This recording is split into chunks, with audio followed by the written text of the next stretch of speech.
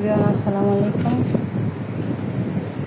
আমি কিছুদিন আগে এই মিক্স নাইট এটা কিনে আনছিলাম। ওরা আমার কাছ থেকে প্রায় 550 টাকা রাখছে, ঠিক আছে। তো খেয়ে আমার একটুকু ভালো লাগে না, সব পোতাইন নেই এরকম পাইছিলাম।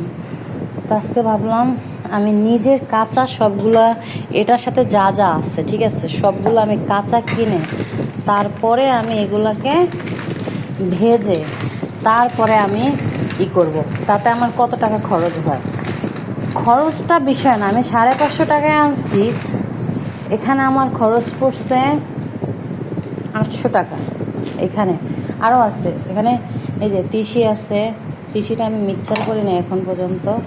তারপরে এই যে তিলটা আছে, তিলটাও আমি এখন তো মিক্সচার করি না। এখানে মানে যা যা এখানে থাকা দরকার ঠিক আছে ওইটাই আর কি এখানে আছে। সূর্যমুখীর মানে কাঠবাদাম, কাজু বাদাম, তারপরে কাজু বাদাম আবার একটা রোস্ট, তারপর আখরোট, পোস্ত বাদাম রোস্ট, মানে চীনাবাদাম, থাই চীনাবাদাম, মানে যা যা সূর্যমুখীর বীজ, শুকনো আলু বোখরা, কুমড়োর বীজ, শুকনো খেজুর, মানে সবাই আমি এভরিথিং আনছি, ঠিক আছে। সব আনছি আমি।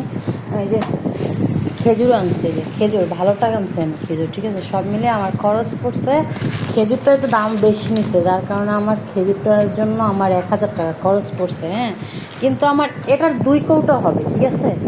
এই 2 কৌটোর বেশি হবে, মানে আমি যদি সবগুলো একসাথে মিক্সচার করি, এইগুলা নিয়ে তারপর এটা আমার 2 কৌটো হবে। দেখি এটা আমার কতদিন যায়। আর ওদের যে ফ্লেভার ওগুলোর থেকে 1000 গুণ বেশি ফ্লেভার ভালো আছে। আমি 550 টাকায় না, ওটার ভিতরে আমি মাত্র 2 পিস আখরোট পাইছিলাম। এই আখরোট আছে না, 2 পিস পাইছিলাম। আর আজকে আমি কিরা নিয়ে আসছি কতগুলো আখরোট, এই যে দেখেন কতগুলো আখরোট। আমি শুধু চেরি ফলটা আনতে পারি না, কারণ চেরি ফলটা আমি পাই নাই, ঠিক আছে, এই জন্য আমি আনতে পারি নাই।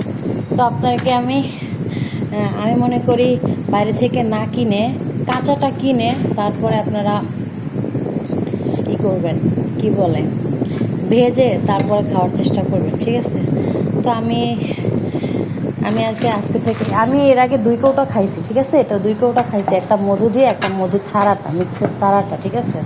তো আজকে আমি মধু ছাড়াই এটা খাবো। আমি হাফ করব ওটস দিয়ে খাওয়ার জন্য, মানে হাফ আমি এটার ভিতরে নিব, আর যে মানে ওই বয়মটার ভিতরে নিব, আর হাফ আমি ব্লেন্ডার করে এটা ওটসের সাথে কলা বা মানে যখন আমার ক্ষুধা লাগবে তখন আমি নাস্তা হিসেবে ওইটা ব্যবহার করব। সবাই ভালো থাকবেন, সুস্থ থাকবেন, আল্লাহ হাফেজ।